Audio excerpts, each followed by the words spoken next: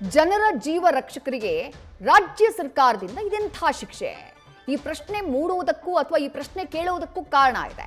ಸರ್ಕಾರದಿಂದ 108 ಆಂಬ್ಯುಲೆನ್ಸ್ ಚಾಲಕರಿಗೆ ಹೊಸ ರೂಲ್ಸ್ ಮಾಡಲಾಗಿದೆ.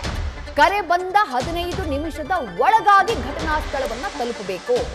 15 ನಿಮಿಷಕ್ಕೆ ರೀಚ್ ಆಗದೇ ಇದ್ರೆ ಆ ಚಾಲಕನಿಗೆ 5,000 ರೂಪಾಯಿ ಫೈನ್ ಹಾಕುವಂತಹ ಹೊಸ ನಿಯಮವನ್ನ ಮಾಡಲಾಗಿದೆ.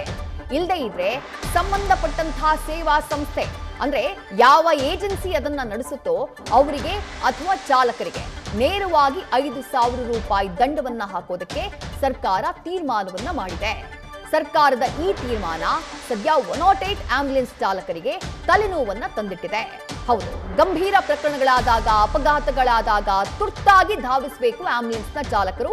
ತಡವಾಗಿ ಎಂಟ್ರಿ ಆಗ್ತಾ ಇರುವಂತಹ ಹಲವು ಪ್ರಕರಣಗಳು ವರದಿಯಾಗ್ತಾ ಇವೆ.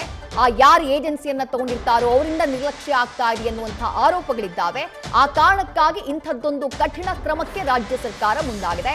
ಆದ್ರೆ ಈ ಕ್ರಮ 15 ನಿಮಿಷಗಳ ಒಳಗಾಗಿ ರೀಚ್ ಆಗಬೇಕು ಅನ್ನುವಂತಹ ಕಟ್ಟುನಿಟ್ಟಿನ ಕ್ರಮ, ಜೊತೆಗೆ 5,000 ರೂಪಾಯಿಯ ದಂಡ 108 ಆಂಬ್ಯುಲೆನ್ಸ್ ಚಾಲಕರ ಆತಂಕಕ್ಕೆ ಕಾರಣ ಆಗಿದೆ. ಬೇರೆ ರಾಜ್ಯಗಳಲ್ಲಿ ಆಂಬ್ಯುಲೆನ್ಸ್ ರೀಚ್ ಮಾಡೋಕೆ 20 ನಿಮಿಷಗಳ ಕಾಲಾವಕಾಶವನ್ನು ಅವರಿಗೆ ನೀಡಲಾಗಿದೆ. ಆದರೆ ಸರ್ಕಾರ ಸಾರ್ವಜನಿಕರ ಪ್ರಾಣ ರಕ್ಷಣೆಗೆ ಹೆಚ್ಚಿನ ಆದ್ಯತೆಯನ್ನ ಕೊಟ್ಟಿದೆ. ಈ ಗಡುವನ್ನ 15 ನಿಮಿಷಕ್ಕೆ ಕಡಿತಗೊಳಿಸುವಂತಹ ಒಂದು ನಿರ್ಧಾರಕ್ಕೆ ಬಂದಿದೆ. ಆದ್ರೆ ಚಾಲಕರು ಹೇಳ್ತಾ ಇರೋದು ಏನು ಅಂದ್ರೆ 15 ನಿಮಿಷದಲ್ಲಿ ಯಾವುದೇ ಅಪಘಾತ ಆದಂತಹ ತುರ್ತು ಪರಿಸ್ಥಿತಿ ಇರುವಂತಹ ಸ್ಥಳವನ್ನ ರೀಚ್ ಆಗೋದು ಕಷ್ಟ ಅನ್ನೋದು ಚಾಲಕರ ಅಭಿಪ್ರಾಯ, ಚಾಲಕರ ಅಳಲು. ನ್ಯೂಸ್ ಫಸ್ಟ್ ನಿರ್ಭೀತಿಯಿಂದ ನಿಮ್ಮ ಪರವಾಗಿ.